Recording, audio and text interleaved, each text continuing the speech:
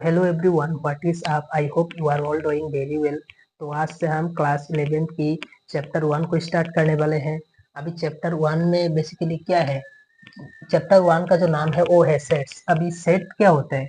Class 11 से ही हमने पढ़ के आया कि एक सेट को हम एक कैपिटल लेटर से रिप्रेजेंट करते हैं पहली बात तो, और उसके अंदर क्या होते हैं, कुछ कलेक्शंस होते हैं और वो कलेक्शंस को हम मेंबर वाइज कैटेगराइज करके सेकेंड ब्रैकेट के अंदर रिप्रेजेंट करते हैं। जैसे कि इधर ए हो गया, बी हो गया, 1 हो गया, 2 हो गया। अभी क्या है, जो क्लास 11 की जो पहला चैप्टर है इसमें जितने भी सेट्स है पूरा का पूरा, यानी कि 80% सेट्स हमें नंबर्स के मतलब नंबर्स उसकी क्या होगी, एलिमेंट होगी, या फिर सेट्स की क्या होंगे, मेंबर्स होंगे। तो इसलिए हमें 9 टाइप्स के नंबर को याद रखना है। उसमें से पहला 6 टाइप्स के जो नंबर है मैंने यहाँ पे लिख दिया और ये हमें चाहिए होगा, बहुत ही जरूरी है। तो पहला है नेचुरल नंबर। अभी नेचुरल नंबर को हम कैपिटल एन से डिनोट करते हैं और नेचुरल नंबर जो होता है वो 1 से स्टार्ट होकर इन्फिनिटी तक जाता है और इसमें डेसिमल भी आता नहीं है। जैसे कि है ना 1/2 मतलब 1.2 और 3/2। अभी ये जो मतलब जितने भी नंबर्स है इसमें से इसमें मतलब और रियल नंबर में क्या आएंगे, सिर्फ डेसिमल नंबर आएंगे।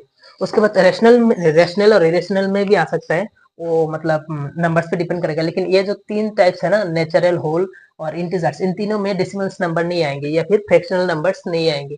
तो नेचुरल नंबर जो 1 से इन्फिनिटी तक जाता है उसे नेचुरल नंबर बोलते हैं। उसके बाद होल नंबर, उसको हम डब्ल्यू से डिनोट करते हैं। ये 0 से स्टार्ट होकर इन्फिनिटी तक जाता है। नेचुरल के साथ सिर्फ एक और 0 एक्स्ट्रा लगा के इसको होल नंबर बोलते हैं।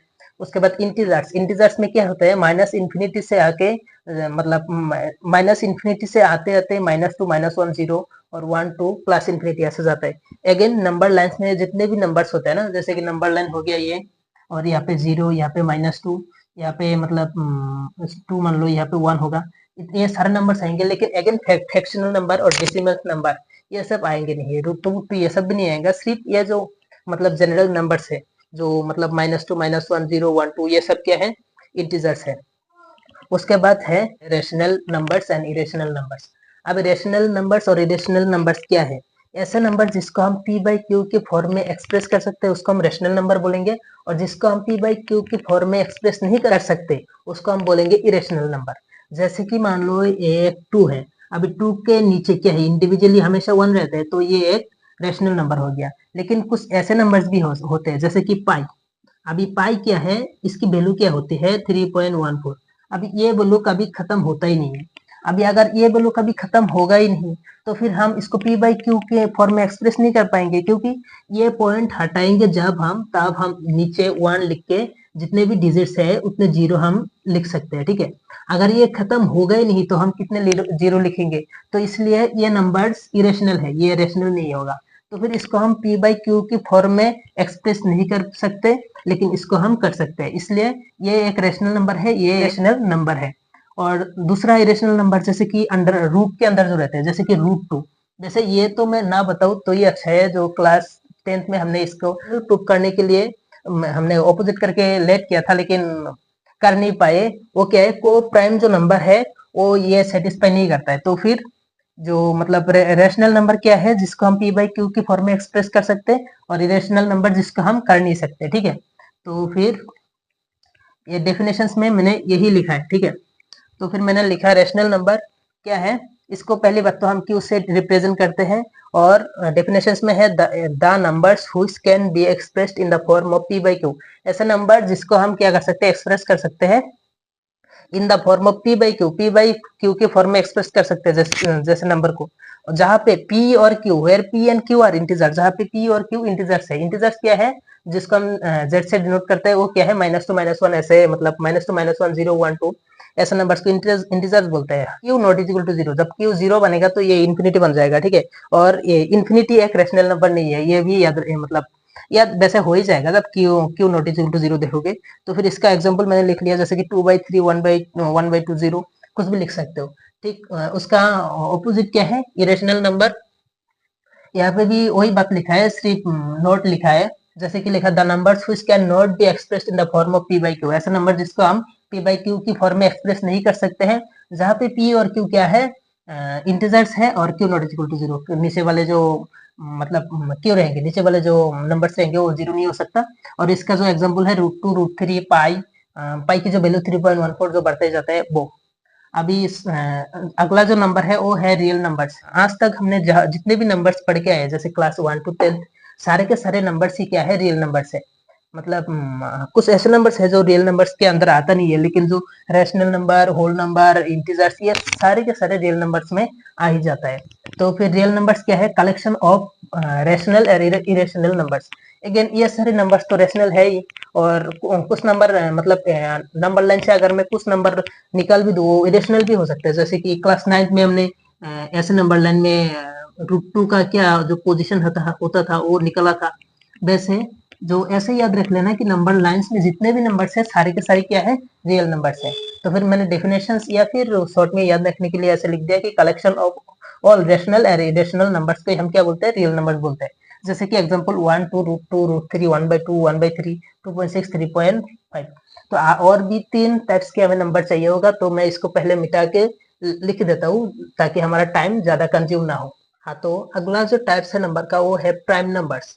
अभी प्राइम नंबर्स, कंपोजिट नंबर और को प्राइम नंबर, इन तीनों को एक ही सीक्वेंस में याद रखो तो अच्छा है, क्योंकि प्राइम नंबर जो है ये कभी कभार कंफ्यूजन हो जाता है, क्योंकि लगता है को प्राइम नंबर और प्राइम नंबर ये इन दोनों में आपस में क्या है, ऑपोजिट है। लेकिन ऐसा नहीं है, प्राइम नंबर का जो ऑपोजिट है वो कंपोजिट नंबर है। अभी प्राइम नंबर्स क्या है, डेफिनेशन है वो मैंने लिखा है कि which are divisible by 1 and itself, यानी कि the numbers which are divisible by 1 and itself are called prime numbers। तो फिर क्या बोलता है कि एक ऐसी नंबर जो 1 से डिवाइड होता है और वो नंबर खुद ही उससे डिवाइड होता है, तो उस नंबर को हम बोलते हैं प्राइम नंबर। जैसे कि मान लो मैंने ले लिया इधर 3, अभी 3 को क्या कर सकते हैं, मैं 3 से भी 1 से डिवाइड कर सकता हूँ और 3 को 3 से डिवाइड कर सकता हूँ।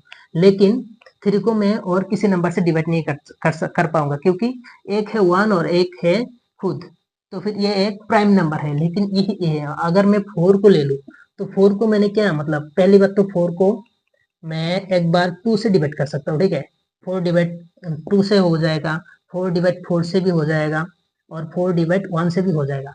लेकिन डेफिनेशंस क्या कहता है, कुछ सिर्फ 1 होना पड़ेगा और वो नंबर खुद ही। लेकिन ये तो नंबर खुद भी नहीं है और ये 1 भी नहीं है, तो फिर ये क्या है, एक प्राइम नंबर्स नहीं है, ठीक है। तो फिर इसमें हालांकि है 1 से भी डिवाइड जा रहा है, खुद से भी जा रहा है, सारे नंबर्स में ऐसे ही होंगे कि 1 से भी जाएगा 4 से भी जाएगा। लेकिन साथ साथ ही साथ अगर कुछ ऐसे नंबर भी रहे जो उस नंबर को डिवाइड कर रहा है, तो फिर वो नंबर हमारा प्राइम नहीं कहलाएगा। तो फिर ये क्या है, एक प्राइम नंबर है। जैसे कि एग्जांपल में मैंने लिख लिया 2 2 मैंने 2 बार लिख दिया, सॉरी, इधर 2 3 लिख लो, और 5 7 ऐसे ऐसे करके होगा, ठीक है। और कंपोजिट नंबर इसका सिर्फ उल्टा, जो प्राइम नंबर्स को छोड़कर जितने भी नंबर्स हमारे पास रहे उसको हम क्या बोलेंगे, कंपोजिट नंबर। अभी क्या है वही डेफिनेशंस में लिखा, ठीक है। All the numbers other than prime numbers, सारे के सारे नंबर्स, लेकिन क्या किसको छोड़ के, प्राइम नंबर्स को छोड़ के। जैसे कि 4 मैंने अभी लिया था, 6 को भी मैं डिवाइड कर सकता हूँ, 3 से कर सकता हूँ, 2 को कर सकता हूँ, 1 और 6 से तो होगा ही, ठीक ठीक वैसे ही 8 को भी कर सकता हूँ। अभी क्या है, प्राइम नंबर्स और क्या बोलते हैं, कंपोजिट नंबर, इन दोनों के लिए मैंने 2 नोट लिखा है जो ये चैप्टर में जरूरत होगा आगे जाके, ठीक है। तो फिर वो पहला है 1 is nether prime and NOR composite. 1 क्या है, प्राइम नंबर भी नहीं है और कंपोजिट नंबर भी नहीं है, क्योंकि जो 1 नंबर है, पहली बात तो प्राइम नंबर का जो क्या बोलते हैं डेफिनेशन है वो क्या कहते हैं कि ऐसे नंबर जो खुद से भी डिवाइड हो और मतलब 1 से डिवाइड हो और नंबर खुद से। अभी यहाँ पे भी मतलब नंबर खुद ही 1 बन गया और 1 से भी डिवाइड हुआ, तो दोनों तो एक ही बात हुई ना, इसलिए क्या है ये एक प्राइम नंबर नहीं है, ठीक है। अभी कंपोजिट क्या होता है, क्या बोलता है कि और नंबर रहना पड़ेगा 1 और खुद से 1 और खुद को छोड़ के और ऐसे नंबर रहना पड़ेगा जो नंबर इसको डिवाइड करे, ठीक है। तो फिर 1 को सिर्फ 1 ही तो डिवाइड कर सकता है और कोई नंबर होगा नहीं है, तो फिर ये क्या है, कंपोजिट नंबर भी नहीं है, ठीक है। और दूसरा जो नोट्स है वो है 2 is nether sorry 2 is the smallest prime numbers in the collection of all prime numbers. जितने भी प्राइम नंबर्स की हमारे पास कलेक्शंस हैं उनमें से क्या है, 2 एक लौता है जो सबसे छोटा, क्योंकि 1 प्राइम भी नहीं है, 1 क्या है, प्राइम भी नहीं है और कंपोजिट भी नहीं है, तो फिर उसको छोड़ के और जो प्राइम नंबर जो जस्ट ग्रेटर नंबर होगा वो क्या होगा, वो 2 होगा। मतलब हाँ, 1 से जो जस्ट ग्रेटर नंबर है वो 2 है, और 2 क्या है, एक प्राइम नंबर है, तो फिर क्या है, 2 is the smallest prime number, ठीक है। अभी क्या है, लास्ट आता है हमारे पास को प्राइम नंबर्स, यानी कि या फिर रिलेटिवली प्राइम नंबर, जिसको हम इस नाम से भी जानते हैं, ठीक है। पहले मैं इसको मिटा दूं। अभी रिलेटिवली प्राइम नंबर बेसिकली है क्या, डेफिनेशंस क्या कहते हैं, क्या, two numbers are said to be prime या फिर रिलेटिवली प्राइम, दो नंबर्स को हम क्या बोलेंगे, को प्राइम या फिर रिलेटिवली प्राइम नंबर बोलेंगे, they have one has it is common factor, सिर्फ उसके जो कॉमन फैक्टर है सिर्फ वन ही रहना होगा। जैसे कि मान लो मैंने एक नंबर ले लिया 2, अभी 2 को मैं कैसे लिख सकता हूँ, 2 और 1, ठीक है। उसका फैक्टर क्या है, एक 2 है और एक 1 है, ये मतलब ये दो लौता नंबर्स है जो 2 को डिवाइड कर रहा है। और मैं 3 को ले लूँ, ठीक है, 3 को मैं क्या लिख सकता हूँ, 3 इंटू 1, क्योंकि 3 का जो कॉमन फैक्टर है वो क्या है, 3 है और 1 है, ठीक है। इसका सिर्फ जो मतलब 3 का फैक्टर 3 और 1, एंड इन दोनों का कॉमन फैक्टर सिर्फ क्या है, 1 है, ठीक है। डेफिनेशन भी वही बोला है, ठीक है। डेफिनेशन से बोला दो ऐसे नंबर्स, मतलब दो ऐसे नंबर्स को हम को प्राइम नंबर बोलेंगे जब उसकी जो 1 होगा वो 1 क्या होगा, इसको कॉमन फैक्टर होना पड़ेगा, पहली बात, यही खत्म, ठीक है। अभी क्या है, मैं अगर ले लूँ 6 और 5 को, ठीक है। अभी क्या है, 6 की पहली बात तो एलसीएम निकालो, ठीक है। वैसे तो मैं डायरेक्ट लिख सकता था, लेकिन यहाँ पे वो दिखा दूं, 6 को क्या 3 टाइम जाएगा, ठीक है। हाँ, तो फिर 6 को मैं कैसे लिख सकता हूँ, 2 इंटू 3, ठीक है। और 1 भी लिख सकता हूँ, ठीक है। क्योंकि 1 तो हमेशा एक मैंने ये यहाँ पे भी बताया कि 1 हमेशा सारे नंबर्स को डिवाइड करेगा, और ये थोड़ी बोलने वाली बात थोड़ी है। और 5 क्या है, 5 को हम 5 से डिवाइड कर सकते हैं और 1 से, तो इन दोनों का जो कॉमन फैक्टर है क्या है, 1 है, और तो कोई नंबर्स कॉमन है ही नहीं, तो फिर 6 और 5 भी एक क्या होगा, को प्राइम या फिर रिलेटिवली प्राइम नंबर्स हो जाएगा। ठीक वैसे की वैसे, मतलब ठीक वैसे ही 3 एंड 4 भी एक क्या है, को प्राइम नंबर्स है। तो फिर यही था हमारा कुछ टाइप्स का नंबर। अभी हमें चैप्टर की गहराई में घुसना है, यानी कि सेट क्या है इसको हमें समझना है, ठीक है। तो फिर मैं पहले इस सारे चीज को मिटा दूं। चैप्टर सेट का जो पहला टॉपिक है वो है सेट। अभी सेट क्या है, पहली बात तो सेट एक ऐसी चीज है जो क्लास 5-6 से लेके हमने पढ़ के आया सेट के बारे में, ठीक है। ये सब तो हमें पता है कि एक सेट को हम कैपिटल लेटर से डिनोट करते हैं, इसके अंदर कोई एलिमेंट्स होते हैं जिसे हम मेंबर वगैरह या फिर एलिमेंट बोलते हैं, और इसको हम ब्रैकेट क्लोज करके ऐसे इसको रिप्रेजेंट करते हैं, ठीक है। अभी क्या है, ये वाली चीज तो हमें चाहिए ही भी होगा, और थ्योरेटिकली भी हमें सेट के बारे में कुछ जानना होगा। अभी थ्योरेटिकली कैसे, जैसे कि मैं पहली बात तो दो एग्जांपल ले लेता हूँ, देखना बात, पहली बात तो मैं पहले समझा दूं, या फिर कलेक्शन ऑफ वावेल्स, मान लो वावेल्स, और मैंने दूसरा एक एग्जांपल लिया जिसमें क्या है, कलेक्शन ऑफ टैलेंटेड क्रिकेटर्स। अभी यहाँ पे क्या है, मतलब दो कलेक्शंस है, ठीक है। अभी यही कलेक्शंस को हम सेट बोलते हैं, लेकिन यहाँ पे डिफरेंस क्या है वो देखो। पहली बात तो मैंने यहाँ पे क्या बोला, जो पहला जो हमारा एग्जांपल है वहाँ पे क्या है, कलेक्शन ऑफ बावल्स। अभी बावल्स क्या है, सबको पता है क्या होता है, ए ई आई ओ यू। लेकिन दूसरा जो एग्जांपल लिया मैंने वहाँ पे लिखा है कि कलेक्शन ऑफ टैलेंटेड क्रिकेटर्स, ठीक है। अभी क्या है, ये पर्सन बाय पर्सन अलग अलग होंगे, जैसे कि मैं मुंबई इंडियन यानी कि एमआई का फैन हूँ, ठीक है। तो फिर मैं पहले क्या लिखूंगा, रोहित शर्मा। उसके बाद क्या लिखूंगा, मान लो मैंने हार्दिक पांड्या को भी ले लिया। उसके बाद मैंने बुमराह को ले लिया, जो जसप्रीत बुमराह होता है, और मैंने कुलदीप को लिखा, ठीक है। अगर तुम आरसीबी के फैन हो तो फिर तुम विराट कोहली लेके और भी क्रिकेटर्स का नाम लिखोगे इधर। कोई जो जितने भी मतलब केकेआर जो सीएसके वगैरह होता है, जितने भी मतलब क्रिकेटर्स है, सभी का नाम, मतलब पर्सन बाय पर्सन ये जो नाम है या फिर ये जो कलेक्शन है ये वेरी करेगा, ठीक है।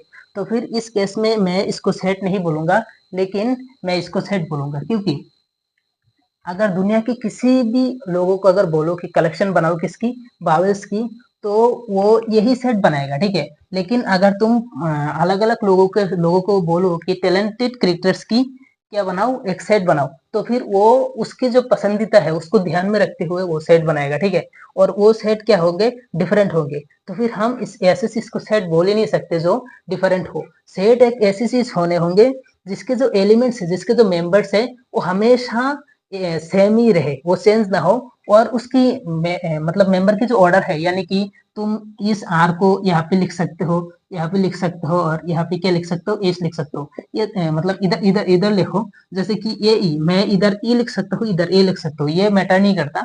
लेकिन एलिमेंट्स वही रहना होगा, उसका ऑर्डर सेम ही रहना होगा, ठीक है। तो फिर इसको इसका जो रिलेशन था, यानी कि जो पर्सन बाय पर्सन वेरी करता है, उसको हम क्या नहीं बोलेंगे, सेट नहीं बोलेंगे। यही मैंने डेफिनेशन में लिखा। डेफिनेशन में है any well defined collection of object, यानी कि ऐसे कलेक्शन ऑफ ऑब्जेक्ट जो वेल डिफाइंड हो, जिसको हम अच्छे से डिफाइन कर सकते हैं, जिसको हम अच्छे से लिख सकते हैं, ठीक है। Which are different from each other. पहली बात तो जिस इसके जो जितने भी मेंबर्स है, ये होने होंगे डिफरेंस। अभी मैंने एक बार एस लिखा, इसके अंदर वापस से मैं एस नहीं लिख सकता, ठीक है। यहाँ पे मैंने एक बार ई लिख लिया और वापस से मैं ई लिख नहीं सकता, ठीक है। तो फिर वो तो सेम एलिमेंट हो गया, वो तो डिफरेंट नहीं होगा ना, इसलिए सेट के अंदर क्या होगा, डिफरेंट एलिमेंट होने होंगे, ठीक है। जितने भी एलिमेंट्स है वो डिफरेंट डिफरेंट होने होंगे फ्रॉम ईच अदर, वो अपने मतलब अपने आप से, ठीक है। which can be see or think of is called a set। जिसको हम देख सकते हैं और जिसके बारे में हम सोच सकते हैं, उसको हम क्या बोलेंगे, सेट बोलेंगे, ठीक है। एक collection that should not sense from person to person. एक ऐसी कलेक्शन, वो क्या नहीं हो सकता, सेंस नहीं हो सकता, कहाँ से, पर्सन टू पर्सन, पर्सन से पर्सन तक सेंस नहीं हो सकता। इसको हम बोलेंगे क्या, एक परफेक्ट सेट, ठीक है। तो फिर जो पर्सन बाय पर्सन वेरी करेगा वो कभी सेट नहीं हो सकता।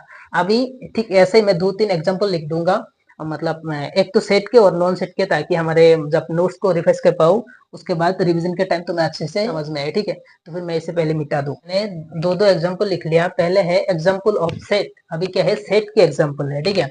यहाँ पे क्या है, पहला जो एग्जांपल है वो है कलेक्शन ऑफ भावेल्स। अभी भावेल्स जिसको आता है वो तो एक ही कलेक्शन बनाएगा, तो फिर एक कलेक्शन मतलब भावेल्स की जो कलेक्शन है वेल डिफाइंड होगा, क्योंकि वो पर्सन बाय पर्सन वेरी नहीं करेगा। उसके बाद collection of all months of a year. अभी ये भी एक सेम ही चीज है, क्योंकि ये एक वेल डिफाइंड कलेक्शन होगा, क्योंकि ये पर्सन बाय पर्सन वेरी नहीं करेगा। लेकिन जो नॉन सेट की एग्जांपल है, क्या है, collection of 10 most talented writers in India. अभी इंडिया की क्या है, 10 हमें मोस्ट टैलेंटेड, क्या है, टैलेंटेड, ज्यादा टैलेंटेड राइटर्स हमें 10 लेने हैं। ये भी तो पर्सन बाय पर्सन वेरी करेगा, क्योंकि वो लिटरेचर में या फिर किसी राइटर्स में लोगों की अलग अलग चॉइसेस हो सकते हैं। लोग अलग अलग राइटर्स को क्या कर सकते हैं, पसंद कर सकते हैं। ठीक उसी तरह collection of most dangerous animals in the world. अभी डेंजरस एनिमल्स, अभी क्या है, मैं सांपों से मतलब मुझे सांपों से, स्नेक से डर लगता है, तो मैं स्नेक्स कलेक्शन में लूंगा। टाइगर्स में मतलब टाइगर्स को लूंगा। कुछ ऐसे लोग हैं जो सांपों के साथ खेलते हैं, सांपों को हाथ में लेके घूमते हैं। और कुछ लोग टाइगर्स को क्या करते हैं, घर में पेट की तरह पालते हैं, तो वो तो टाइगर्स को डेंजरस नहीं बोलेगा, कुछ लोग सांप को नहीं बोलेगा। ये भी पर्सन बाय पर्सन क्या हो सकते हैं, वेरी कर सकते हैं। तो फिर ये भी एक सेट नहीं है। अभी क्या है, ये था एक एग्जाम्पल, ताकि रिविजन में हमारे पास काम आए, कौन सेट है कौन सेट नहीं है, इसको हमें अच्छे से मतलब जान पाएंगे, ठीक है। उसके बाद जो अगला टॉपिक है वो है हमारा एलिमेंट्स या फिर मेंबर ऑफ ए सेट। यानी कि एक सेट के अंदर जो मेंबर रहते हैं या फिर एक ऑब्जेक्ट रहते हैं, उसको हम क्या बोलेंगे, एलिमेंट्स बोलेंगे। ये वैसे ही मैंने नोट्स के लिए लिखा है, ये डेफिनेशन वगैरह ज्यादा जरूरत है नहीं। क्या है, the object constitute the set is called elements of the set. एक सेट है मान लो, क्या होगी इसका, हाँ एक सेट है, और उसके अंदर जो ब्रेक मतलब सेकंड ब्रैकेट के अंदर जो मैं मेंबर्स लिखूंगा, ये सब क्या होंगे, एक मतलब एक एक मेंबर होंगे, ठीक है, या फिर एक एक एलिमेंट्स होंगे। तो फिर यही था एलिमेंट्स या फिर मेंबर ऑफ ए सेट। अभी अभी क्या है, दो नोट्स मैंने लिख लिया, उसके बाद और एक टॉपिक आता है belongs to and non belongs to. पहली बात तो नोट्स देख लेते हैं। नोट्स में क्या है, ये set can B represent by any capital letters with second bracket.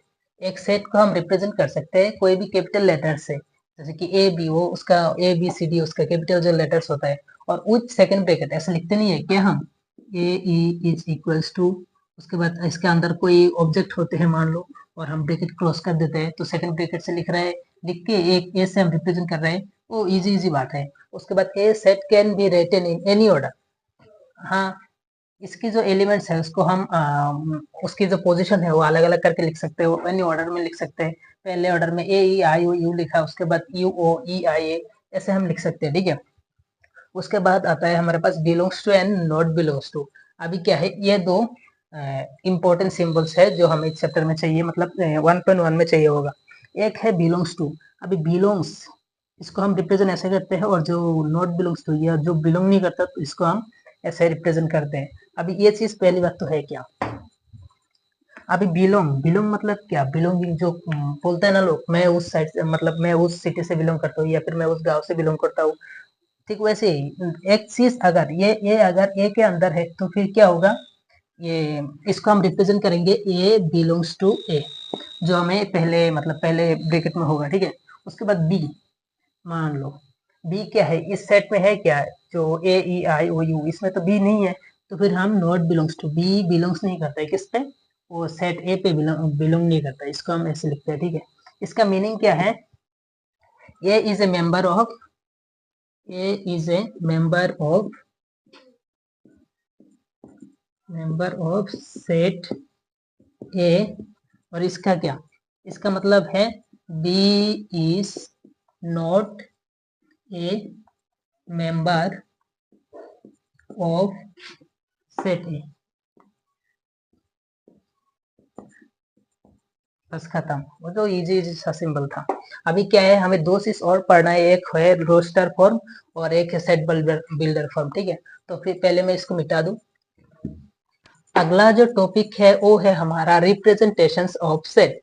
अभी पहला जो रिप्रेजेंटेशन है उसे हम बोलते हैं रोस्टर फॉर्म या फिर टेबुलर फॉर्म, यानी कि ये एक सेट का ऐसे एक रिप्रेजेंटेशन है या फिर एक से एक दिखाने का तरीका है, जिसमें क्या हम करते हैं, एक सेट को ब्रैकेट के अंदर दिखा देते हैं। वैसे एक सेट को तो हम अलग अलग तरीके से रिप्रेजेंट कर सकते हैं, जैसे कि मैं बोल दूं कलेक्शन ऑफ बावल्स, तो फिर वहां पे बावल्स का एक सेट बन गया। अगर मैं बोल दूं ब्रैकेट लेके उसके अंदर बावल्स को डिफाइन कर दूं, तो फिर ये भी एक सेट हो गया। और इसको अलग अलग बातों से तुम डिफाइन कर सकते हो, ठीक है। उसमें से पहला है रोस्टर फॉर्म, यानी कि रोस्टर फॉर्म को हम टेबुलर फॉर्म भी बोलते हैं।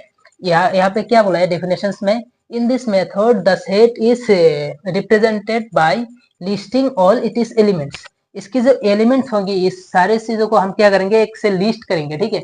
और separating the elements bye commas, और ये जो एलिमेंट्स है इन मतलब ये दो एलिमेंट को हम सेपरेट कैसे करेंगे, इसके बीच में कॉमा दे देंगे, ठीक है।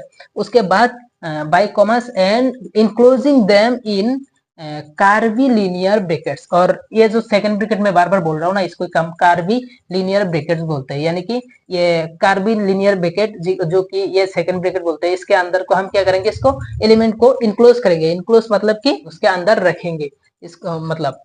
तो फिर यही था हमारा रोस्टर फॉर्म या फिर टेबुलर फॉर्म। इसके बाद हमारे पास और एक टॉपिक आता है, जो मतलब और एक रिप्रेजेंटेशन आता है, जिसको हम सेट बिल्डर फॉर्म बोलते हैं। जो टाइप है हमारा वो है सेट बिल्डर फॉर्म। अभी सेट बिल्डर फॉर्म बेसिकली है क्या, डेफिनेशन में कहा है कि in this method the set is represented by specifying the common property of one element, यानी कि इस मेथड में हम क्या करेंगे, एक कॉमन एलिमेंट को पकड़ेंगे और उसको हम क्या करेंगे, स्पेसिफाई करके, उसकी प्रॉपर्टी को स्पेसिफाई करके हम मतलब सेट को डिफाइन करेंगे। जैसे कि मतलब कि ऐसा याद रखना कि रोस्टर फॉर्म जो होता है वो हमारे पास मतलब ब्रैकेट के अंदर हम लिखते हैं, लेकिन जब सेट बिल्डर की बारी आता है तब एक स्टेटमेंट रहता है उसमें, या फिर एक मैथमेटिकल स्टेटमेंट भी रह सकता है, जैसे कि एक्स प्लस वाई आगे जाके आएगा, लेकिन अभी उतना जरूरी नहीं है। यहाँ पे पहला एग्जांपल मैंने कह दिया, स्टेटमेंट क्या है, x such that x is first 5 odd numbers. अभी फर्स्ट 5 ऑड नंबर्स क्या होता है, जो 2 से डिवाइड नहीं होता। तो फिर पहला क्या 1, दूसरा 3, तीसरा 5, चौथा 7, उसके बाद क्या 9 आएगा। ऐसे फर्स्ट 5 ऑड नंबर्स हमें इस सेट में घुसाना है, इसका एलिमेंट है। और दूसरे में है क्या, x such that x is a natural number less than 6। अभी 6 के नीचे लेस देन, मतलब 6 के नीचे कितने नेचुरल नंबर है, नेचुरल नंबर 1 से 5 तक होगा, मतलब 1 से स्टार्ट होता है इंफिनिटी तक जाता है, लेकिन 6 से क्या है वो छोटा है, या फिर 6 से लेस है तो फिर 5 तक जाएगा। तो यही था हमारा एक्सरसाइज 1.1 की बेसिक्स, और अगले वीडियो में मैं एक्सरसाइज 1.1 के कंप्लीट सॉल्यूशन लाऊंगा, और इजी है, शायद खुद से भी कर पाओगे। तो मिलते हैं किसी और वीडियो में किसी नए कंटेंट के साथ, तब तक के लिए बाय बाय।